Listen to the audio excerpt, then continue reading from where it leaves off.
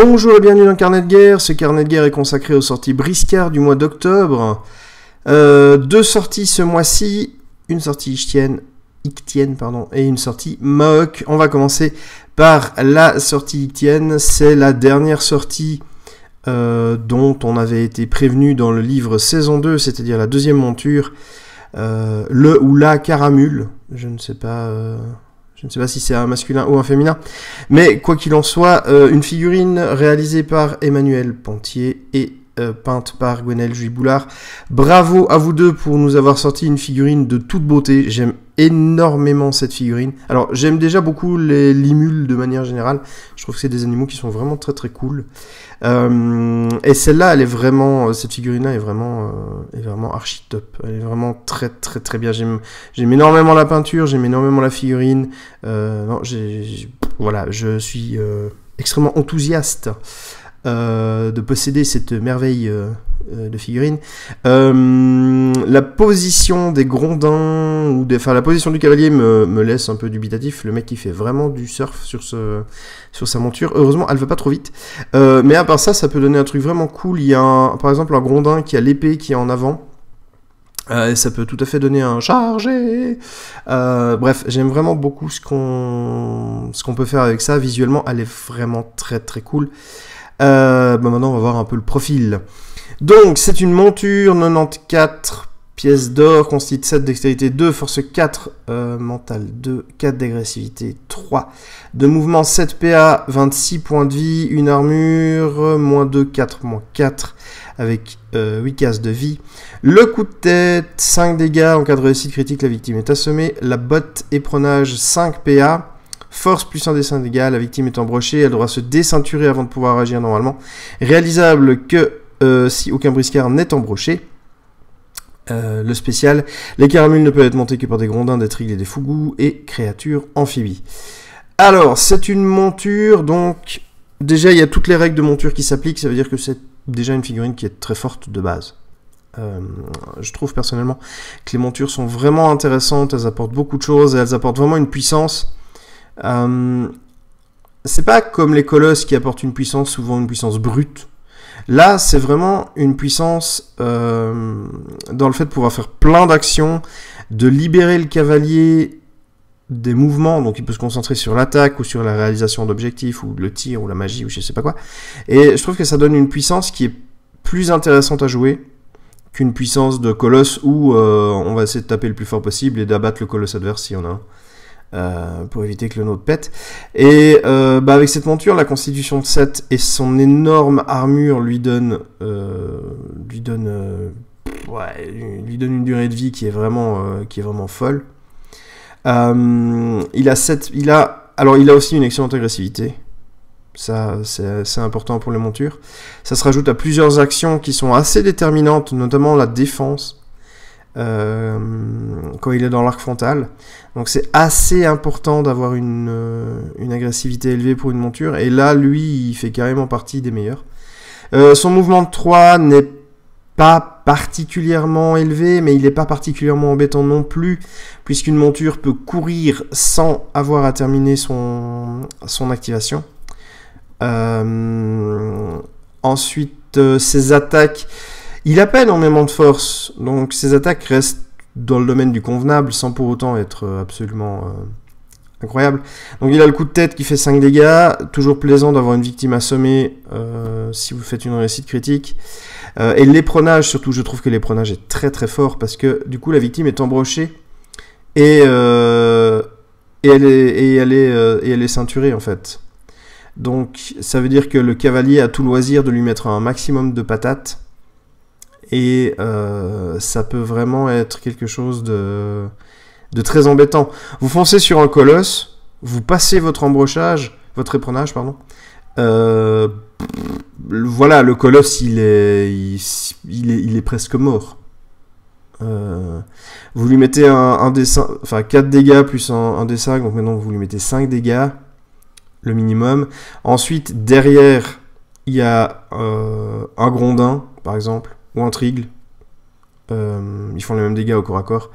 Et vous lui passez le Grondin, il peut avoir jusqu'à 4 attaques, le Trigle aussi. Vous lui faites 20 dégâts, si c'est avec le Grondin, c'est insoignable. Donc voilà, votre colosse il est déjà mal barré avec 25 points de dégâts sur une attaque. Moi je trouve personnellement que c'est vraiment très fort. Après, il faut passer le truc. C'est sûr que quand il commence avec sa botte à 6, ça va pas être forcément très évident. Mais je pense qu'il y a moyen de passer l'attaque. Au pire, vous mettez un gris-gris pour qu'il puisse relancer son attaque. Je sais pas si le gris-gris du cavalier compte pour gris-gris de la monture. J'imagine que oui, mais comme ils sont... Ouais, je sais pas. Bref. Mais quoi qu'il en soit, vous fiabilisez un peu le truc avec un petit soutien, un petit machin, ça passera tout seul. De même que ce machin, quand il va piétiner, ça va faire énormément de dégâts.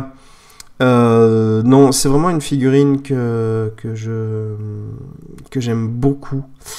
Au niveau du jeu, est-ce qu'on peut la jouer avec un Fougou, un Trigle ou un Grondin? Moi, j'ai une préférence pour le Grondin. Tout simplement parce qu'il aura la rondage qui lui permettra de se défendre.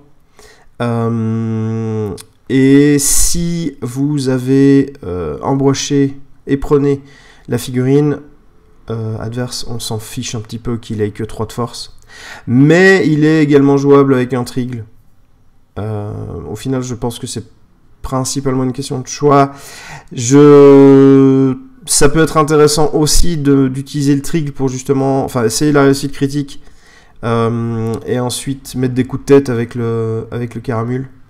Ça peut être intéressant. Les deux pour moi sont intéressants à jouer, ça va dépendre de votre style de jeu et de ce que vous voulez en faire réellement. Est-ce que vous auriez besoin d'un petit peu de protection avec le bouclier, ou est-ce que vous préférez avoir le trident? Je pense que c'est une question de choix. Et c'est vrai que quand on se dit, il éperonne une figurine avec le Caramule, et le Trigle essaye d'embrocher une figurine adverse avec... une autre figurine avec le trident, ça peut vite devenir l'enfer. Je pense pas que je le jouerai avec un Fougou, pour la simple et bonne raison que j'ai l'impression que cette figurine-là est faite pour aller dans un contact, est faite pour aller au corps à corps, elle est faite pour encaisser, tandis que le Fougou, il bénéficiera peut-être plus facilement du mouvement du Carapode, qui est de 4 et pas de 3, et qui va plus facilement essayer d'éviter le contact un maximum. Donc j'aurais tendance à jouer, parce que le Caramule, on ne peut en jouer qu'un, j'aurais tendance à jouer Caramule avec un Grondin, parce que j'aime bien l'idée d'avoir mon Grondin qui pointe l'épée vers l'avant et qui dit Taillot. Voilà. Et le Fougou, j'aurais plus tendance à le jouer sur le Carapode. Mais je pense que le Caramule se prête très bien au Fougou aussi, ça lui donne une super protection. Et du coup, je pense qu'il peut très bien arriver à gérer aussi. Voilà, je pense que c'est principalement une question de goût. Après... Voilà, j'ai donné mon avis sur l'utilité. Caramule plutôt corps à corps. Carapode aussi, il est corps à corps. Hein. Il a une bonne armure, il a suffisamment de points de vie pour tenir un coup. Si vous décidez de jouer un Grondin, un Trigle dessus. Mais voilà, concernant le Fougou, j'aurais tendance à jouer le Carapode. Et concernant le Grondin et le Trigle, j'aurais tendance à jouer le Caramule. Voilà. Donc une figurine très intéressante, une monture supplémentaire pour les Ichtiens, ça leur fera... Moi j'aime bien les Ichtiens, je trouve qu'ils ont des bonnes figurines, ils ont des bonnes synergies au niveau des listes, il y a moyen de faire vraiment des trucs très intéressants, et je pense que c'est un ajout qui est vraiment agréable, et la figurine est vraiment superbe, il n'y a vraiment rien à dire dessus, il n'y a rien à acheter sur cette figue-là. On va passer au Minet, au Maok, avec, attendez le nom, Ganning Xiba. Figurine sculptée par Emmanuel Pontier et peinte par Gwenaël Jouy-Boulard. Bravo à vous deux pour cette figurine. La figurine, on avait entrevu l'artwork dans le livre V2. Et j'étais assez enthousiaste à la sortie de cette figurine, tout simplement parce que j'avais l'impression que ça allait être un disciple, et que les Maok n'avaient pas, à mon goût, suffisamment de disciples, il n'y avait que les lancières. Ensuite, on a eu Ganning avec le duo pack, et effectivement, nous avons un disciple pour cette figurine. Je dois avouer que j'ai un peu de mal avec la figue. Hein. Je vais être honnête. Une fois n'est pas coutume, Je ne vais pas dire que du bien de cette figurine au niveau de la sculpture. J'ai l'impression que c'est une sculpture... Comment je vais dire ça? C'est une sculpture d'il y a 3 ou 4 ans. J'ai du mal avec la longueur des bras. Et le bras qui tient la hallebarde est... Alors c'est peut-être la photo, hein. Je ne sais pas exactement. J'ai l'impression qu'il est dans une position qui est pas naturelle. J'ai l'impression que le bras va vers le haut et l'avant-bras descend. J'ai pas l'impression... Enfin, voilà, j'ai une impression bizarre dans la posture de la figurine. Et le côté penché... alors, une fois de plus, peut-être que c'est la photo. Mais il est penché de manière bizarre. Je ne sais pas. Quand je l'aurai en main, peut-être que je changerai d'avis. Mais en tout cas, sur les 3 photos qui sont à disposition, je trouve qu'il est penché de manière un peu étrange. Mais bref, à part ça, c'est une figurine qui est très cool. J'aime énormément le drapé. Par contre, je trouve que c'est vraiment un drapé qui est très très cool. Alors peut-être que je me plante complètement, mais les 2 Ganning me font fortement penser à l'Inde et j'aime énormément en fait tout ce qui est le style vestimentaire en fait qui peut provenir de l'Inde. Je trouve que c'est un style qui est très riche, très coloré, très intéressant. Bref, je vais pas débattre de là, mais en tout cas j'aime vraiment ça. À part la posture et la longueur des bras, le reste, il n'y a rien à acheter. Au niveau du profil, qu'est-ce qu'on a? Eh bien, on a un disciple, 68 pièces d'or, consti 4, dextérité 3, force 4, mental 2, 5 de mouvement, 8 PA, 24 points de vie, hallebarde 3 PA, allonge 7 dégâts, 2 mains contre pour 1 PA de moins, et Ganning, 6 bas, gagne 1 PA par moins de guerrier à moins de 3 bas au début de son activation. Ce profil est complètement craqué. Il est complètement fou. Déjà tout seul, je trouve que pour 68 pièces d'or, on a un profil qui est vraiment intéressant. Il a une force suffisante, il fait surtout 7 dégâts. Ça coûte 3 PA, mais on s'en fout. Il y a allonge, 7 dégâts avec allonge. Je sais pas si vous vous rendez compte du truc. Il contre pour 1 PA de moins. Moi je trouve, et il a 5 de mouvement, 24 points de vie. Je trouve qu'il est très bien. Pour 68 pièces d'or, je pense que ça fait partie du top de cette gamme de prix. Il gagne des PA supplémentaires par moine guerrier comme tout bon disciple, et ça aussi c'est vraiment très balèze puisque vous allez du coup pouvoir avoir un Ganning comme soutien dans de vos pandas. Alors je sais pas si vous vous rendez bien compte que un duo Ganning Siba Kao, mais mes amis, ça va tellement pleurer dans les chaumières. Vous pouvez en plus lui rajouter les émas du Mont Chantou à votre moine guerrier. Et pour 10 pièces d'or, vous allez diminuer le prix de ce personnage de 10 pièces d'or, donc du coup c'est gratuit. Et il ne fera plus d'échecs sur les attaques, il aura des bonus et des machins. C'est complètement fumé et c'est très bien. Ça fait plaisir. Je suis joueur Maok, je sais. Il y a vraiment beaucoup de synergies très intéressantes avec les Maok, mais surtout il y a un truc qu'il va falloir bien prendre en compte, parce que ça c'est très important. C'est que votre Ganning, il a que 6 de morale, pardon. Du coup, les dégâts de feu, toutes les attaques qui vont le forcer à faire un jet de morale, ça va être un peu tendu. Alors, je pense que lui rajouter du rhum, lui rajouter une racine de mandragore, c'est pas du luxe si vous n'avez pas une figurine qui permet à vos Maok de booster leur mental, leur morale, j'ai arrivé. Genre par exemple Kao que j'ai pris tout à l'heure, qui permet d'ignorer le premier test de morale. Vous avez également, je crois, Bunraku qui donne un bonus. Il y a Eibao aussi, je crois. Je me demande si Yuanshu a un bonus. Bref. Mais vous avez moyen de fiabiliser un petit peu, parce que c'est vraiment là son gros défaut, ou plutôt sa grosse faiblesse. C'est qu'il a 6 de morale, et c'est pas vraiment... C'est pas Jojo. C'est vraiment pas top. Au niveau des équipements, donc on a les boosts de les boosts pour le mental, le moral, je vais jamais y arriver. Vous avez également, à mon avis, c'est rentable à ce coup-là de lui mettre une armure. Je pense qu'une petite armure de cuir, c'est carrément pas dégueu. C'est peut-être un peu cher parfois si vous prenez des armures plus lourdes, mais je pense vraiment qu'une armure ça lui ferait beaucoup de bien et ça lui permettrait d'être un peu plus tanky, parce que bon, pour 68 pièces d'or on s'attend pas à avoir 7 de constite et une armure comme le Caramule d'avant, mais je pense que vu la puissance qu'il peut déployer, vu les 7 dégâts fixes, ça fait quand même bien peur. Hein, on va pas tortiller du cul.